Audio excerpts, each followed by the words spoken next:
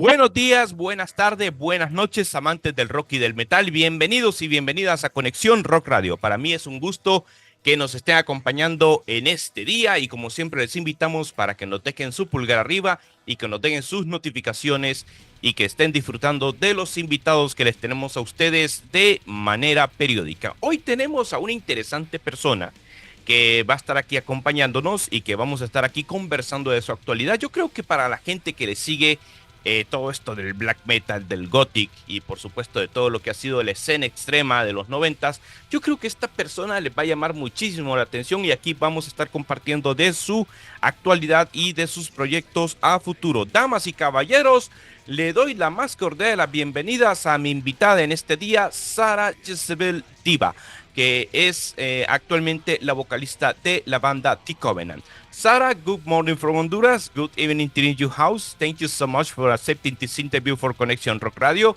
And we share in this interview about the upcoming news that all the fans from the Covenant around the world, about the upcoming news that the band have in this year. Welcome. Welcome, thank you. Thank you for having me. Start my interview with you. The Covenant is returning to Latin America for second time in your career. How do it feel to reconnect with the audience and what the fans can expect in this tour now in a few weeks? Well, obviously, it's absolutely amazing that we are going back to that part of the world, and the fact that the Covenant had never done South America, Latin America, you know, before. For us to be able to come back 2 times in 8 months is absolutely incredible, and it goes to show what amazing manager we have. The fact that people want us to come back, and it's just absolutely incredible that we get to do this again.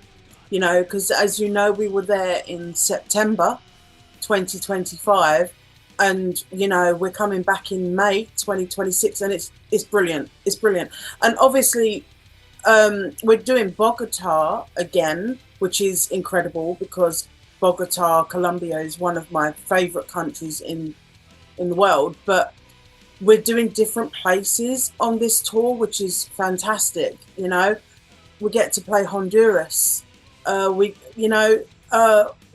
I've never been there. I don't know how many of the other guys have been there before, but it's just great. It is great, and we can't wait.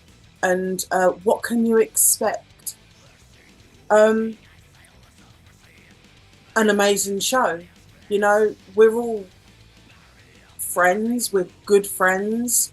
There's a big connection between all of us on a professional level and a friendship level, and I think when you're in a band where you're friends as well, it just makes it that much special, and that comes out when we play. You know, we're not just, you know, obviously we're not extremely active on stage. We're not running up and down, sliding across the floor, you know, we're not doing anything like that, but you can tell the vibe that you get from us when we play live, that there's a massive connection between us, musically, intellect wise, all of it. It's fantastic. So, you know, there's no pyro or anything like that, but what you'll see, hopefully, you won't forget. So, you know. Previously, in your last answer, you made first tours in many countries in South America, especially in Chile. I remember was your last show there was in Chile. But in this case, you and the rest of the guys are performing for very, very first time in many countries here in Central America, especially from Honduras. Mm-hmm. What are your expectations about the country and the fans here who wants to say to you performing the songs and have a big time with the people here in the country, especially in Honduras? Right, well, I expect you all to love it. You know, for international bands to go that far and to play places like Honduras, Peru. You know, it's an incredible opportunity, you know, for us, for any band that can do this. It's also amazing when a promoter takes that chance on you and they believe in you, you know, and they book you. That's fantastic. You know, I mean, we wish we could play everywhere. You know, we wish that we could play every single city in every single country. You know, it would be amazing to do that. But when people take a chance on you, it's great for us. Yeah, it's great for any band. I speak for everyone in Kovenant. We just want you guys to have an unforgettable night, you know. And obviously we will come out and we will try and say hello to as many people as we can. And, you know, we just hope that everyone has an unforgettable night. Para la gente que nos está viendo actualmente en Latinoamérica, les comentamos, así en paréntesis rápido, The Kovenant va a estar visitando el mes de mayo en varios países de Centroamérica y por supuesto en algunos países de la región sur. En el caso, el 8 de mayo van a estar tocando en Lima, el 9 van a estar tocando en Bogotá, Colombia, el 10 aquí van a estar tocando en Tegucigalpa, el 12 en San Salvador, El Salvador, el 14 van para Monterrey, México, después el 16 a San Luis Potosí y por supuesto finalizan el 17 en Ciudad de México en el Circo Volador. Así que la descripción de las fechas aquí la vamos a dejar aquí en el video para que ustedes estén al día. Currently the band are performing the classical album Nexus Polaris in full in a live show. An album that originally came in 1988. Under the name of Kovenant, and then was re-recorded under the name of The Kovenant with K. What does revisiting this record mean to you personally in these current times for the fans? So it was recorded in 1998. Okay, not 88, just so we know, because I don't think we're that old. At least I hope not.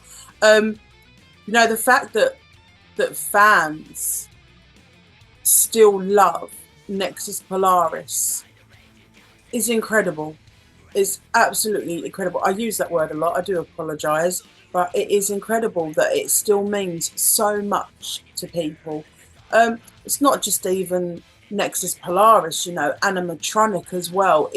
And even SETI, In Times Before the Light, all those albums seem to be so dear and special to people.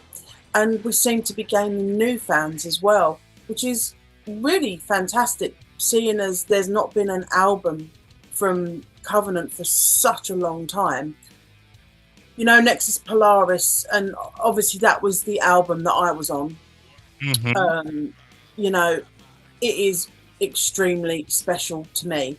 And to be able to play that album live again with Hellhammer, with Nagash, you know, with Steiner. Obviously we have Knut now, and we have Ghoul from Mayhem. You know, just to be able to play such a phenomenal album, it's good. It's brilliant. Wouldn't want it any other way, and hope it lasts forever, actually. Well, if I'm dead, it's not really going to happen. I must say to you, the album aged well over the years. I remember see the first time the album, enjoying with my schoolmates in the university in the early 2000s, of course, in CD. Dragon Hair, Planetary, Black Elements, The Sulfur Fist.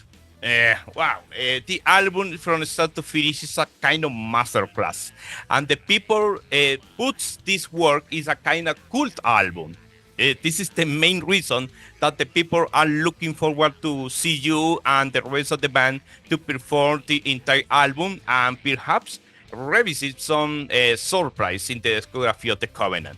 Yeah, I mean, like, we have an amazing lineup. There was an amazing lineup for Nexus Polaris then.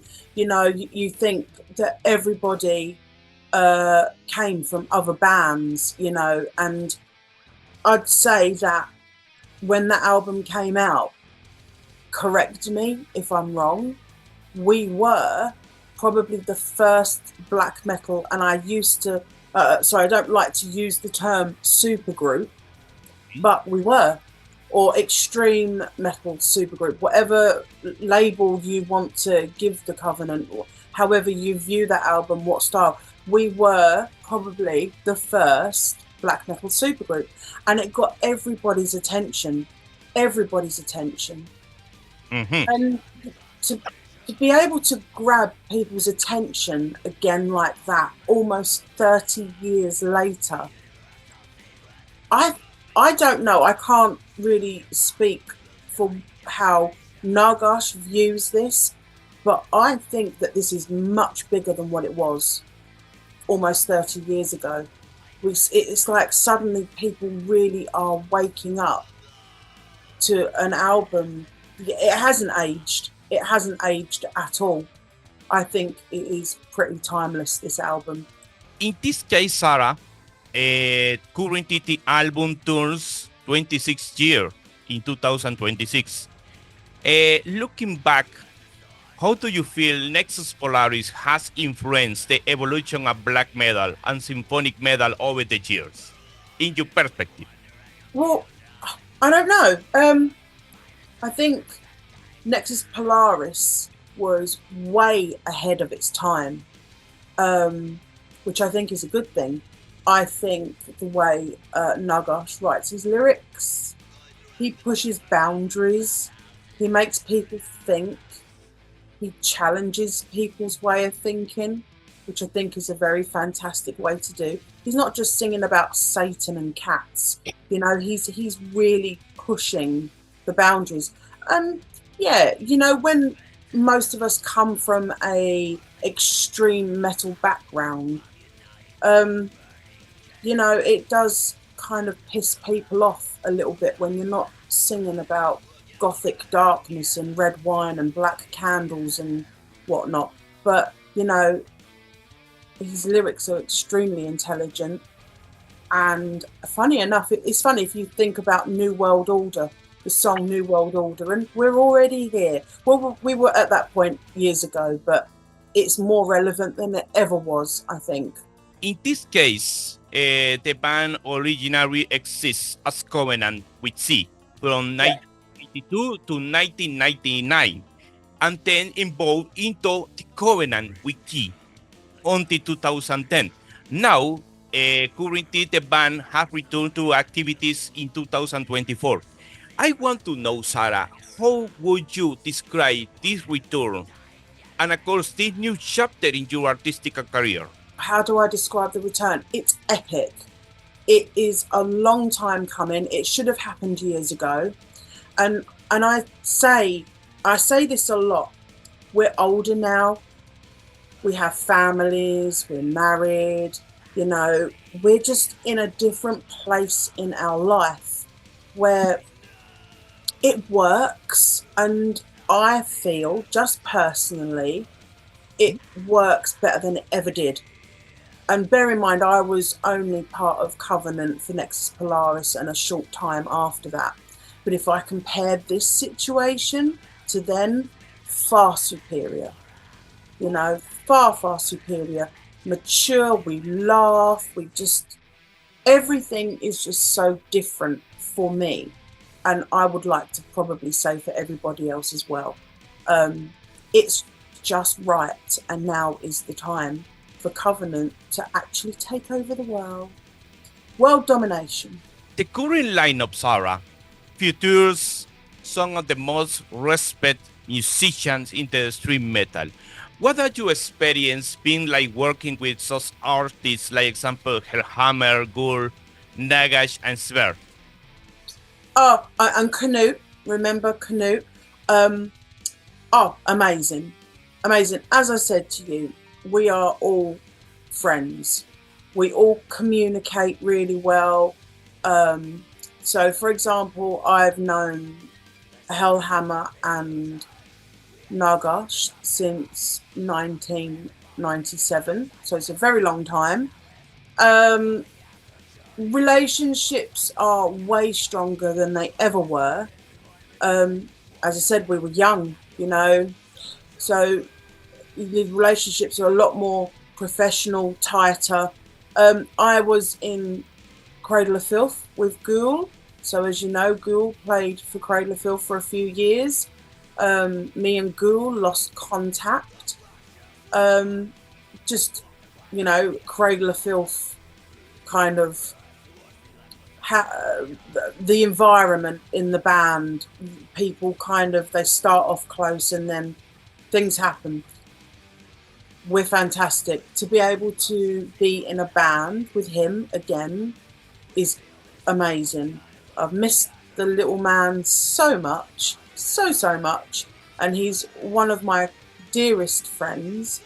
But they all are, Nagash means the world to me, and so does Hellhammer.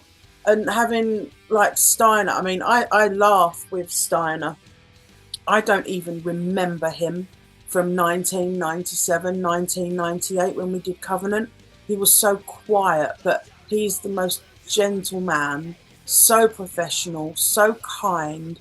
And Canute is the newer person, as in someone I didn't know before. I knew him from Arcturus, and I know that he was in Ulva.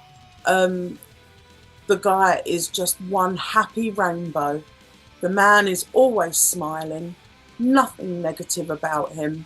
And when I watch him on stage, I imagine him riding ponies. He's just a happy guy. And everyone's got their fantastic personalities, and there's no clashes. It's fantastic. It's great. Mm-hmm. I was to say to you, all these musicians are a kind of school, because we have grown up with them in the side projects, and now enjoying this part of the history now with the Kovenant.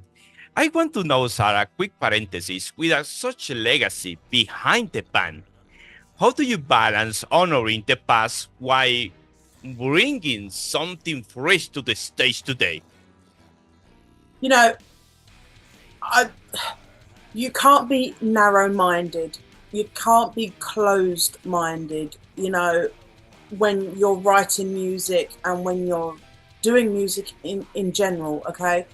So go back to the 1990s, no one would dare admit they liked Motley Crue or Poison, or, if you were part of a scene, say you were part of the extreme metal scene, black metal scene, back then, I remember, if you admitted that you liked Guns N' Roses, you were gay. People were very, very judgmental. I think it's a lot different now. Or at least how I see it. I think, we've been doing interviews about what to expect from the new Kovenant album. So as you know, we are doing a new album, which is, I use the word incredible, but it's incredible. The fact that we are going to be doing this all together again, You can't be narrow-minded. You can't say no to anything. It's going to be a collection of all four styles from, all four albums, because all four albums are very, very different, and it is just simple, no boundaries. Don't say no to anything.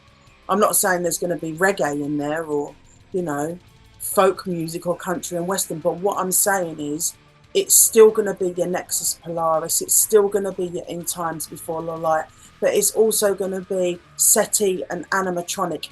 And there is no goal.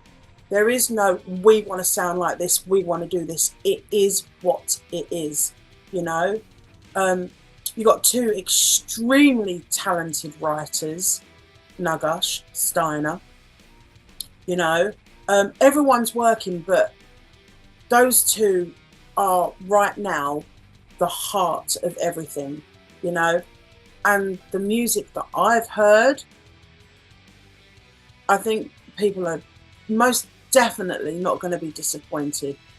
I sit there and Nagash was playing me some songs in the car, and I'm like, yes, I've got an idea for that. Let's keep that. I'll sing on that, or me and you will sing on that. And it's so exciting.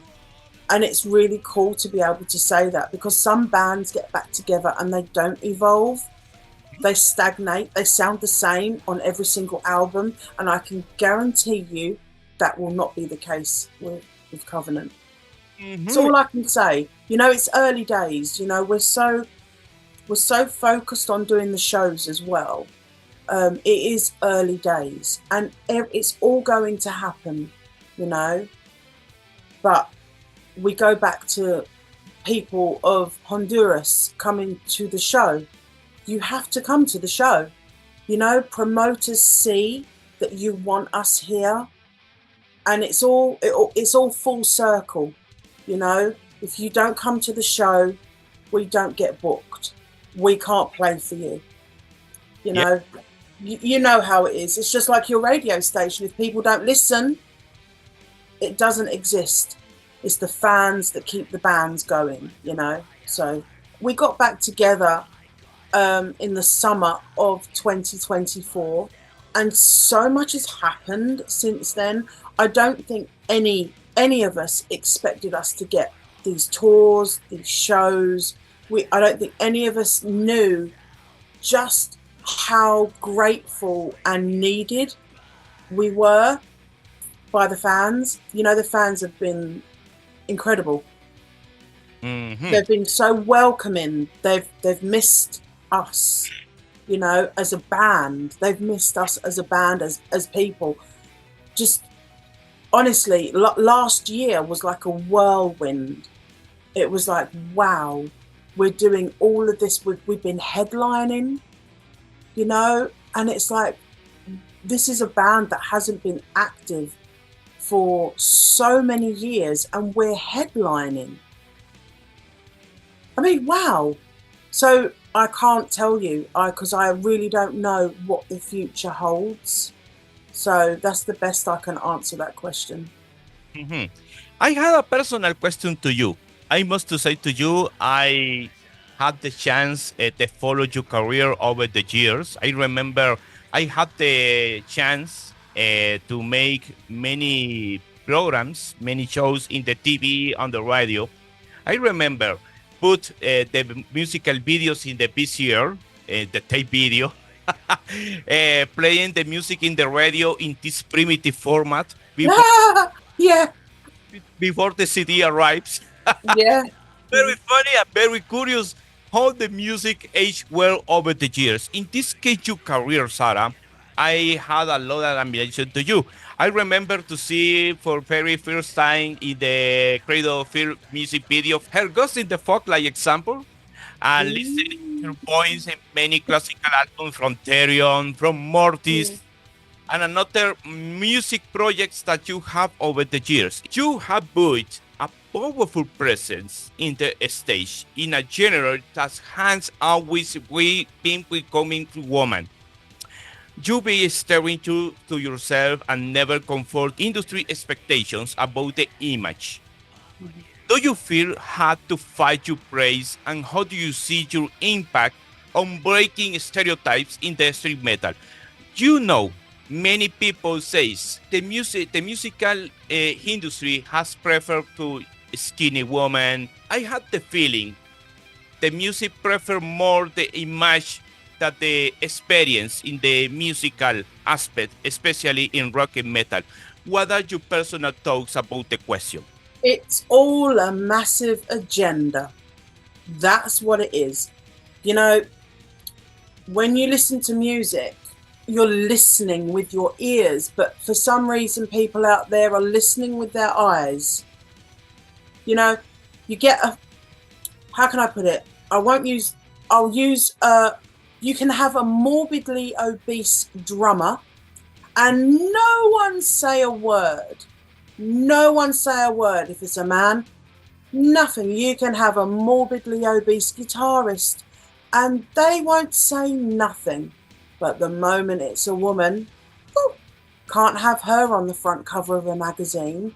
We can't give her any support. No, It's totally different it's still different for women. However, I would say that doing Kovenant now, it is better than it has ever been. Like, without mentioning any names, with Kovenant, it's here. The respect is here. It's getting bigger and bigger. With all the other bands, it was kind of like way down the bottom, you know.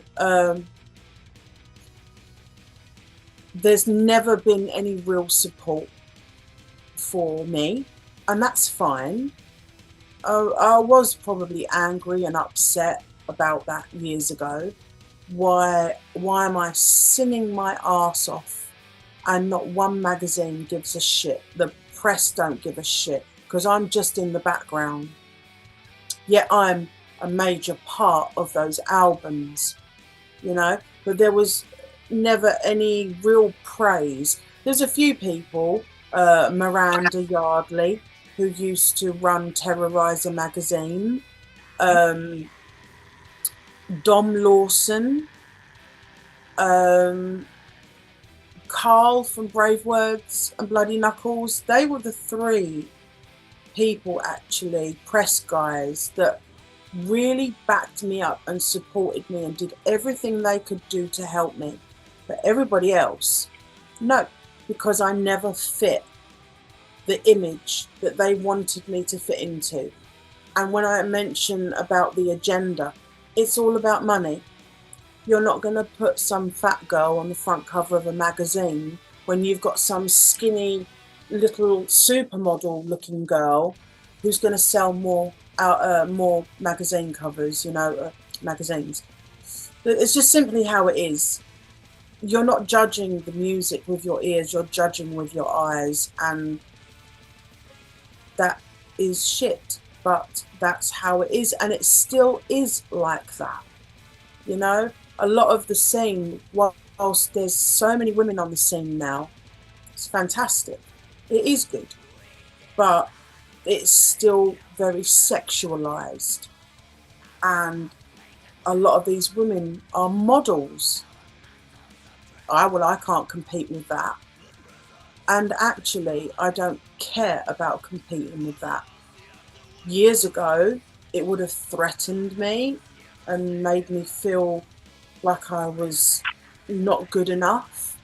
Now, I am who I am. And if you don't like it, it's that simple. It's that simple. You listen to the music. It's not the catwalk. You know, it's not the catwalk. Well, we're not modeling. We're doing music. You know, listen to us and judge us based on the music. And as for me, I'm never going to be skinny, and I don't want to be skinny. I don't want to be skinny. I want to be me. It's that simple. And if you don't like me and you're judging me because I am 50 pounds heavier than your favourite female singer, you can fuck off. It's that simple. And the same goes for guys as well, actually. I know a few guys that have actually been judged on their weight. But do you know what? That says more about the people who are judging us than it does about us. You know, We're too old to care. Just give me coffee. I'm happy. Thank you so much for this answer, Sarah, because I have a personal compliment to you. You look currently very good now, because in the right eyes of the people, can appraise to you in the performing, in your talent, not in the physical form. You mentioned sexualize the woman in the musical industries, perhaps the dark side of everything on the music, because you know the musical aspect in the industry had a lot of disrespect for many women, because this point that you mentioned in the last answer. I come from an early scene, you know, 1990s, where, and I've mentioned this in interviews, so I will keep it really short, where it was a you should be seen and not heard. And a lot of, heard until, you know, when you're on stage you can be heard, but the rest of the time you can fuck off. You do as I say. This is how it was for me. Do as I say. If you're not there to do drugs or fuck, then fuck off. That's how it was for me. Okay? It was a very, not very nice at all. It was very hard. And the funny thing is, these guys that acted like that towards me would never treat their sister like that, or their girlfriend like that, or their mum like that. But I was in an early scene where it was okay to speak to women like a piece of meat and a piece of crap on their shoe. Obviously, I don't put up with that anymore. I don't have to deal with that anymore. Because, for example, in Kovenant, I mean, I said I would never tour again. And if it wasn't for how absolutely amazing the guys were, and our manager, booking agent, Hocken, I wouldn't be doing this again, because the respect is incredible. And I said to the guys, the moment I feel disrespected, I'm going. And we did have a situation, and that situation is resolved now, which is why we have Ghoul in the band. I don't really feel that I have to deal with the same kind of crap that I did years ago. But obviously, there's going to be people listening to the interview, watching the interview, however this goes out, and go, oh, Moni, if you don't like it, duh. Or why would anyone want to sleep with you? You look like a bear, or whatever. Again, it says more about that person than it does me, because I'm very happy. I'm very happy, and I'm very content, and I'm not perfect, and I don't care about being perfect, and I don't care about what you think I should look like or how I should be, because it's my life. And you know what it's about? My happiness, my family's happiness, and actually the Covenant's happiness. I care more about what they think of me. And if it ends tomorrow, it ends tomorrow. I'm still going to walk away happy. But I care more about what they think and my son than anybody else. That's all that matters. Bueno, así que ya saben, damas y caballeros, les invitamos a que estén al pendiente de las redes de Kovenant, y que estén al pendiente de igual manera con las fechas que se van a estar presentando aquí en Latinoamérica en el mes de mayo. Y de igual manera que apoyen a la banda comprando su merchandising, y que pues que tengan la mejor de las experiencias con todos los músicos que van a estar aquí presentando este tremendo clásico, como lo hemos dicho, Nexus Polaris, que están haciendo su gira de celebración aquí en varios países de Latinoamérica. Así que no me extrañaría que pues por ahí puedan haber algunos fans que lleven sus vinilos, sus cassettes o sus CDs de este icónico álbum. Currently, the Nexus Polaris Tour are performing in Latin America and same world in many places still in Europe. I want to know, what do you think that Latin American fans have such a deep and emotional connection with extreme metal compared from other regions? Well, so you think years and years ago, I believe, correct me if I'm wrong, not many bands were able to play South America, Latin America, you know, Central America, because of the cost. And the cost is still very high, you know. Ticket prices, you know, are still, or they're higher than they ever have been. But it's about money. Everything is about money. You know, these kids can't afford, you know, let me convert into euros. These kids can't afford 30, 40 euros for a ticket, you know. But then a venue also, a promoter can't afford to fly a band in and all their crew, you know, it's so much money. And I think now, I'm not saying shows are cheaper now, but I think maybe these kids, well, I say kids, the younger generation, they save, they know what they want to listen to. And if you take a band like Kovenant has been active since the early 90s, mid 90s, you know, and we get to do South America, Latin America for the first time in the history of Kovenant's name.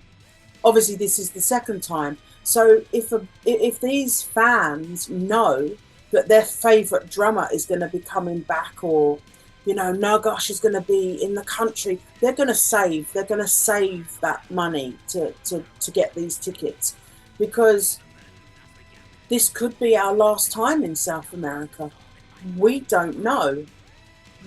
We didn't expect to be coming back a second time. And I would like to say, no, this isn't the end. We will come back a third time. We will come back a fourth time. But if these people, even the older fans, if they want to see us back, they want to see their favourite band back. They want to see Mayhem come back. They want to see, you know, and Oceans come back. You need to buy the ticket. You need to support the band. You need to support the scene. You need to support the promoter. You need to support everyone and buy the ticket.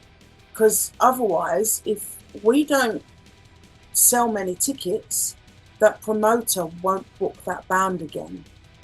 It's just the sad reality.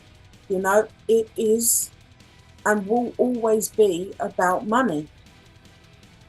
So I think the fans, knowing also that we come from different bands, you know, I mean, think of how many bands Nagash has done. He was in Dimmu Borgir, you know, he's got Troll.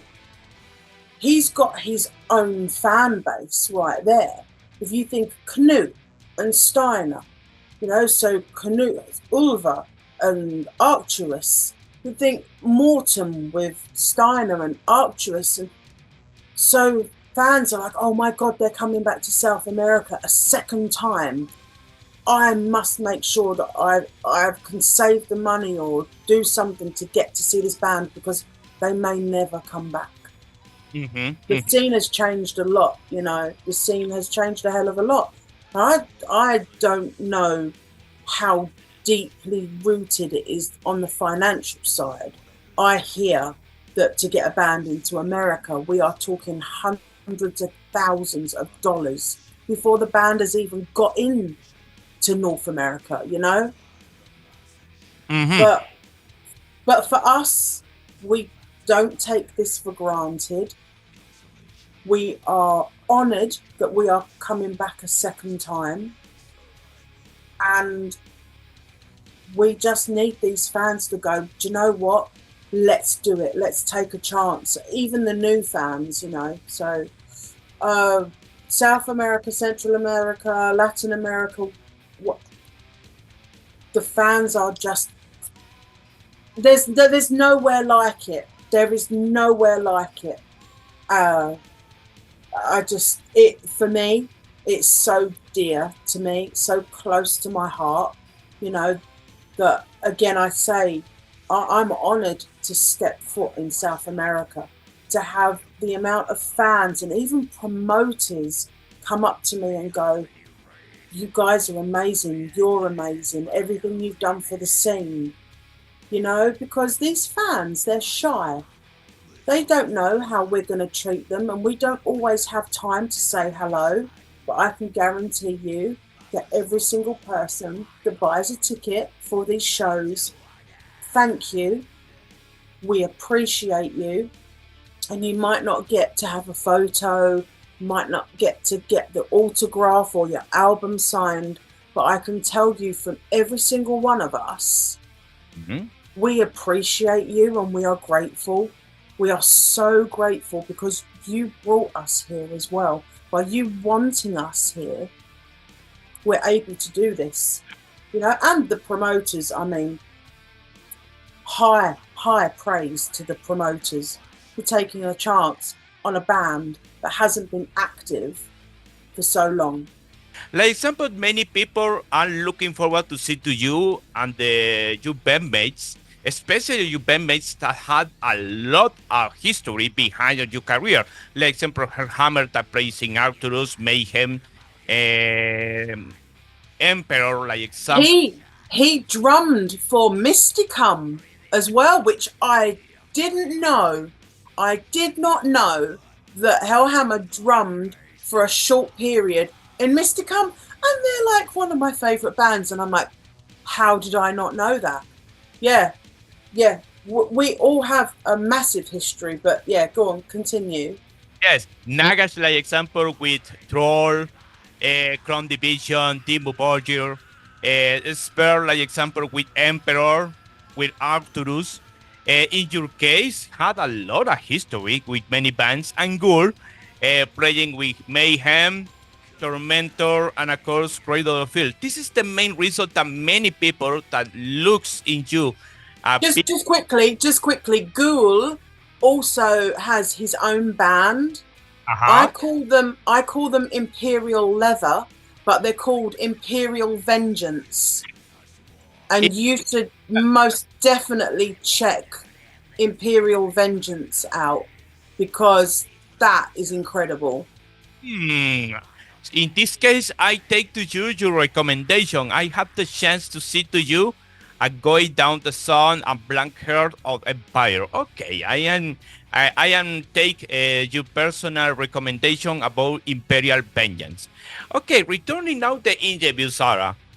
If you go back in the late 90s, during the Kovenant era, what would tell you to younger self about this point in the history in the late of the 90s and currently 2026?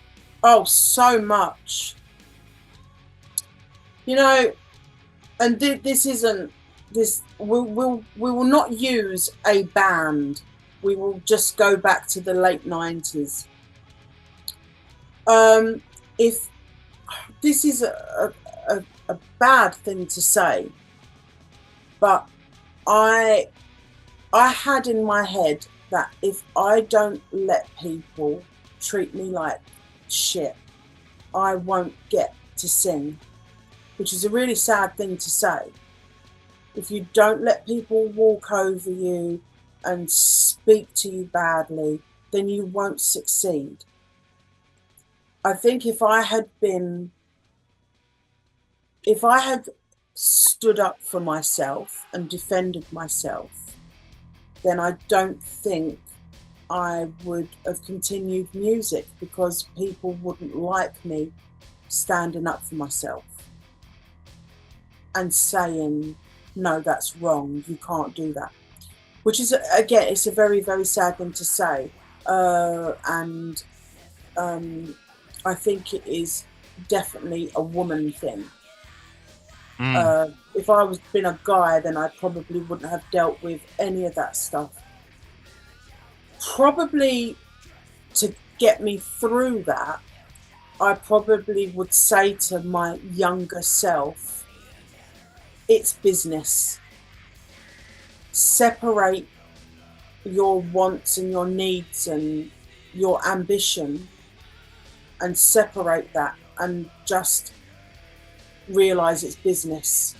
A lot of these decisions get made because it's business, which is actually a really sad thing, because when you go into music because you love music, because it's what you want to do. But you have to separate the emotion from the business, because emotion and business do not go hand in hand, and that's when it all goes wrong. So maybe that's probably what I would say.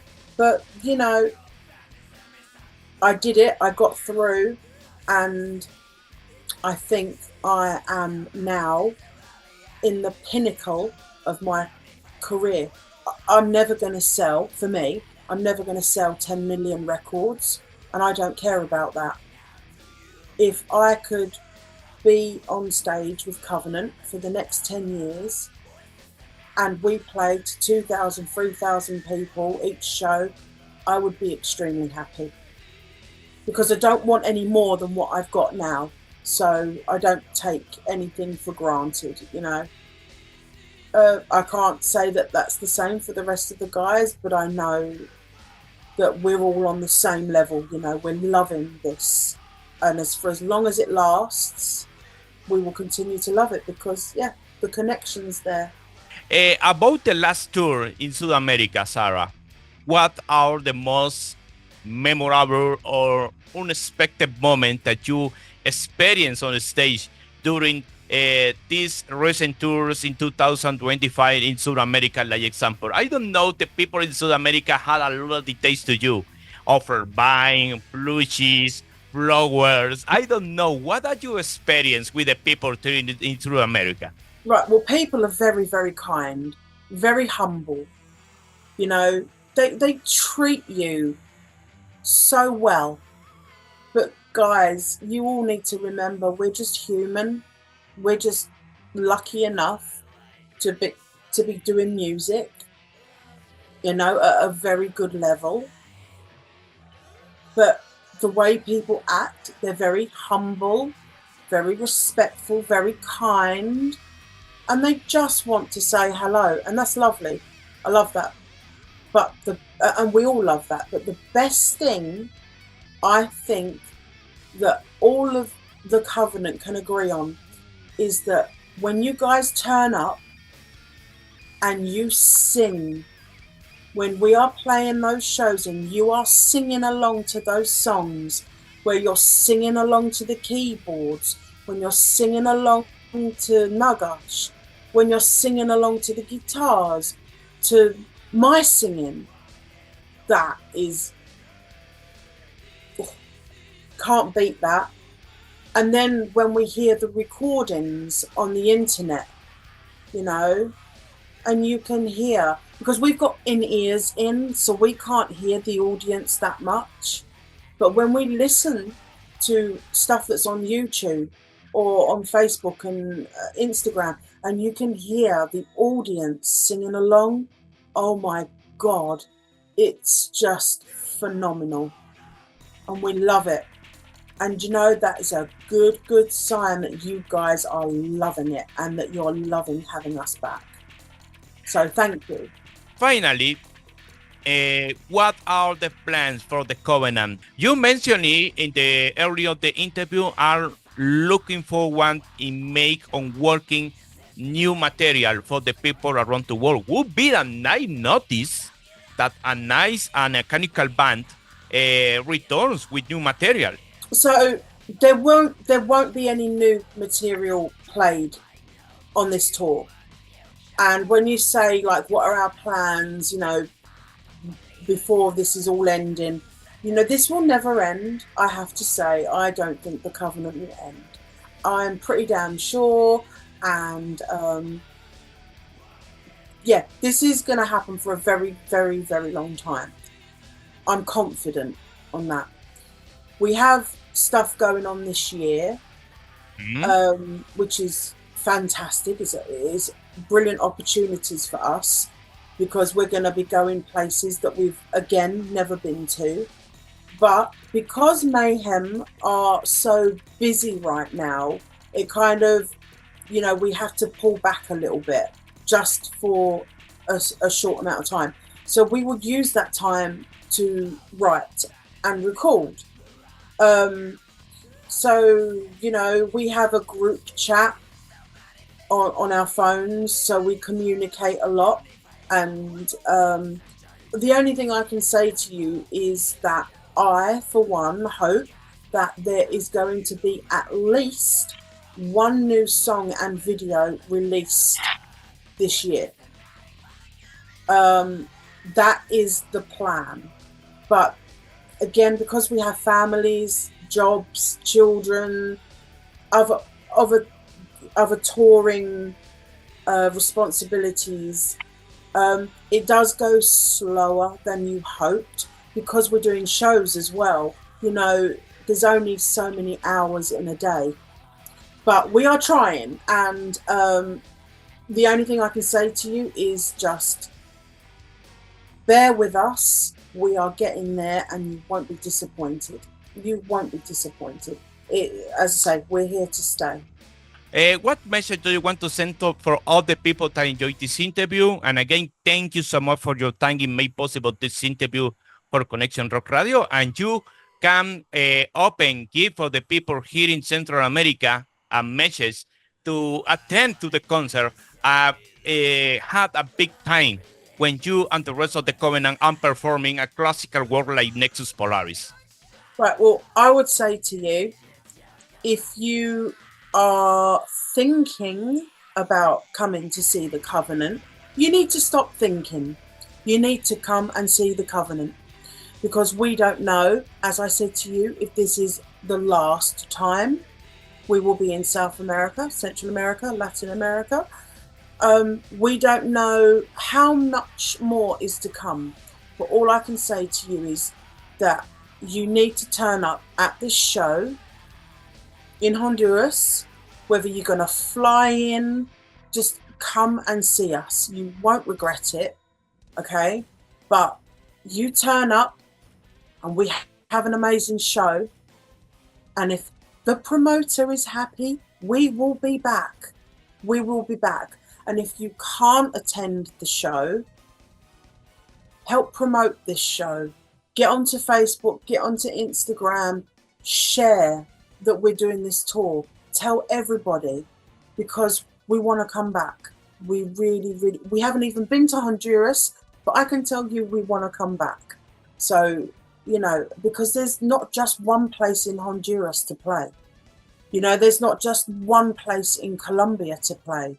There's several places in every single country. We haven't got Ecuador, we haven't got Brazil.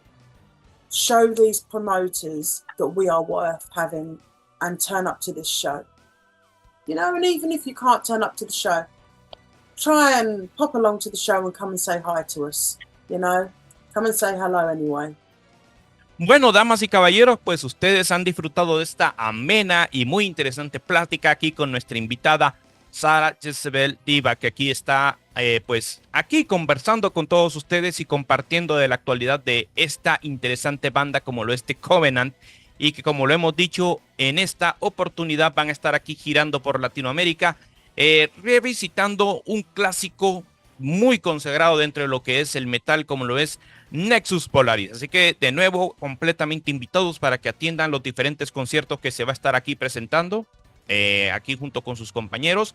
Y de igual manera, para la gente aquí en Honduras, les invitamos para que vayan a Radio House, llenen el lugar y que de igual manera disfruten de una tremenda experiencia que ella y sus compañeros van a estar ofreciendo en estas presentaciones. Soy Johnny González. Estas fueron las entrevistas internacionales en Conexión Rock Radio, pendientes de la próxima de nuestra serie. Y como siempre les decimos a todos ustedes, en donde quiera que nos estén viendo, que el rock y el metal no falten siempre en su dieta diaria. Que la pase muy bien.